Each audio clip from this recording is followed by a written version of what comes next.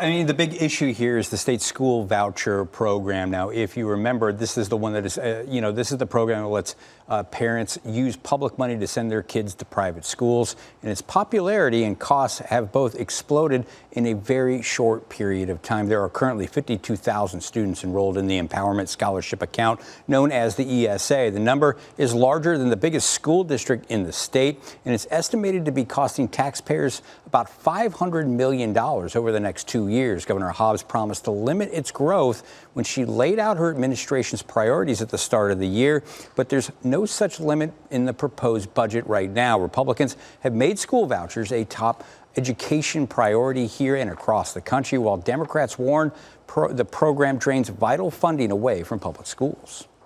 We and other education advocates expected a lot better from this budget, and I think there's still room for improvement, and we are calling upon the governor and lawmakers to make those improvements. Beth Lewis is with Save Our Schools Arizona. She represents groups that were highly supportive of Governor Hobbs when she ran for office last year. And the governor's office is defending this position on ESA, saying that they are requiring stricter accountability right now to show who is in the program and who's taking advantage of it. I asked Beth Lewis about that, and she called this a very small first step. Dennis, we know that one of Hobbs's aides resigned right before this budget was unveiled, a possible sign of its unpopularity within her own office. I want to ask you, though, how soon could lawmakers potentially approve this budget? Well, that's the thing.